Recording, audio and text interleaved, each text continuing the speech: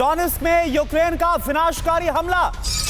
Galactica shopping centre में missile से हमला किया गया, मिसाइल अटैक किया गया। इस हमले से शॉपिंग सेंटर में लगी है भीषणाक तस्वीर। आप देखिए, हमले के वक्त शॉपिंग सेंटर में 100 से ज्यादा लोग मौजूद थे। मिसाइल अटैक में कई लोगों की जान गई है। तो ये तस्वीर इस वक्त आपके सामने शॉपिंग सेंटर पर जो मिसाइल से हमला हुआ उसकी तस्वीर आपको हम दिखा रहे हैं। डोनेस्क में यूक्रेन ने एक और बड़े हमले को अंजाम दिया और इस बार शॉपिंग सेंटर को निशाने पर लिया गया। एक और बड़ी खबर देखिए फटाफट आपके सामने टीवी स्क्रीन पर है। यूक्रेन के मिसाइल हमले से कैसे चीख पुकार मच गई। गैलेक्टिका शॉपिंग सेंटर में जिंदा जले हैं कई लोग। भीषण आग के बीच जान बचाने के लिए लोग भागे हैं। स्थानीय लोगों ने कई लोगों को रेस्क्यू किया है। पेट्रोवस्की में रिहायशी इमारत में भी मिसाइल गिरी है। आप देखें, जंग की शुरुआत में यूक्रेन आम लोगों को निशाना बनाने का आरोप लगा रहा था। नरसंहार का आरोप लगाया जा रहा था रूस पर। लेकिन अब इन हमलों के बाद यूक्रेन क्या कर रहा है, उस पर बड़ा सवाल उठता हुआ नजर आ रहा है। जिस शॉपिंग सेंटर में आम लोग थे, आरोप यह है कि वहां पर यूक्रेन ने हमले को अंजाम दिया। और एक और बड़ी खबर टीवी स्क्रीन पर आप देखिए फटाफट डोनेस्क से ही है। डोनेस्क में रूस का मिलिट्री बेस तबाह किया गया। यूक्रेन ने सैन्य बेस पर मिसाइल से हमला किया। हमले के बाद सैन्य बेस में भीषण आग लग गई। हमले में कई रूसी सैनिकों की मौत का दावा स्थानीय लोगों ने बनाया है। इस हमले का वीडियो तो ये देखिए, एक साथ ही कई जगहों पर, कई फ्रंट्स पर हमले को अंजाम दिया गया यूक्रेन की तरफ से। और तीन बड़ी खबर, तीनों ब्रेकिंग इस वक्त आपके सामने। शॉपिंग सेंटर में यूक्रेन का हमला हुआ, आग लग गई, चीख पुकार। स्थानीय लोगों ने कैसे लोगों को रेस्क्यू किया और स्थानीय लोगों ने जो रूसी बेस है वहां पर हमला किया गया उसका वीडियो बनाया। सुमित हमारे संवाददाता जुड़े हुए डोनेस्क में। सुमित, रिहायशी इलाकों पर यूक्रेन का हमला हो रहा है। डोनेस्क में अपने ही लोगों पर यूक्रेन यह हमला कर रहा है। क्या यूक्रेन को यह लग रहा है कि डोनेस्क उससे हाथ से बिल्कुल निकल गया है? यह हो क्या रहा है सुमित?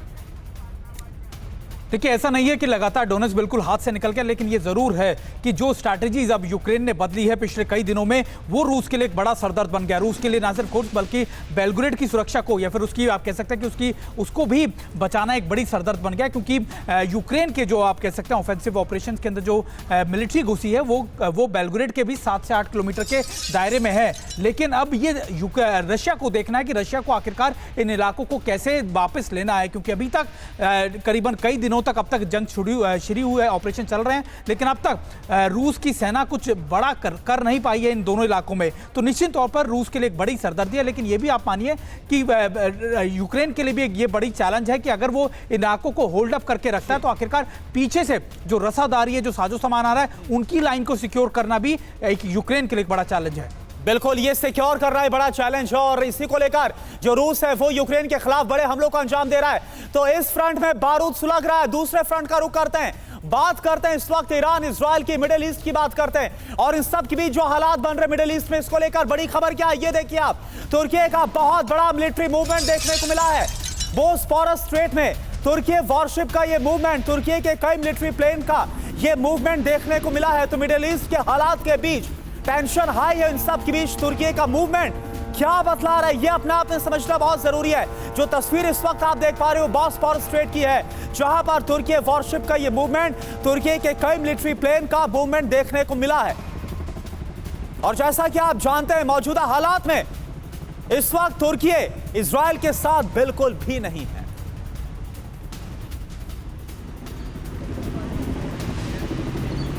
तो ये तस्वीर इस वक्त बोस्फोरस स्ट्रेट की, और यहां पर तुर्की की नेवी की ये मूवमेंट, ये बड़ा फ्लीट इस वक्त जो आपको नजर आ रहा है, आखिरकार ये क्या तैयारियां है। और एक और बड़ी खबर का हम रुख कर रहे हैं। ये खबर आप देखिए, बहुत बड़ी जंग की तैयारी में इजराइल भी।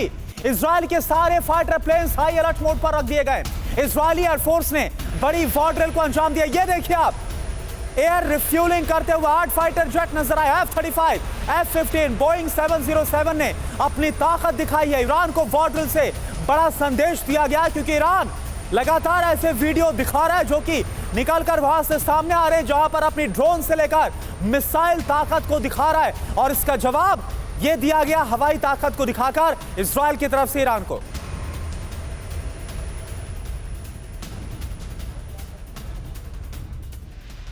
तो आसमान से ईरान को कैसे इजराइल की तरफ से वार्निंग दी गई, फटाफट आप जानिए इजराइल की एयरफोर्स ने बड़ी तैयारी को अंजाम दिया है।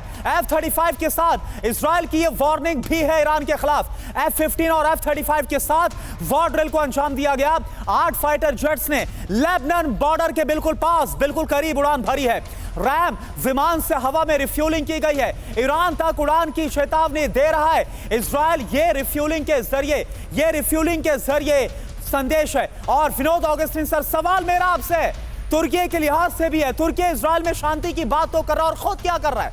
मोबिलाइजेशन कर रहा है। बॉस्फोरस स्ट्रेट की तस्वीर दिखाई। आपको क्या प्लान नजर आ रहा है तुर्की का, खास तौर पर ऐसे में जब तुर्की का रुख इजराइल के खिलाफ है? सर देखिए, तुर्की और ईरान में सबसे बड़ा फर्क यह है कि तुर्की नेटो का एक मेंबर होने की वजह से उसका जो स्टैंड है वो टोटली अलग है, क्योंकि बाकी लोगों के साथ उन्हें चलना होता है और बाकी लोगों के जो आदेश हैं उसे मानना होता है। तो ये दोनों के बीच का जो आप तालमेल जब देखते हैं तो आपको ये नजर आता है कि तुर्की करना कुछ चाहेगा लेकिन कर नहीं पाएगा, क्योंकि वो जो बड़े अम्ब्रेला के नीचे उनके बातों को मानने में मजबूर है। तो ये सारी चीजें जो हम देख रहे हैं ये सिर्फ विंडो ड्रेसिंग है। ठीक है सर, ये आपने जो कमेंट किया अपने आप में हालात को समझा रहे हैं, इन तस्वीरों को समझाने के एक बड़ी मैसेजिंग की गई है।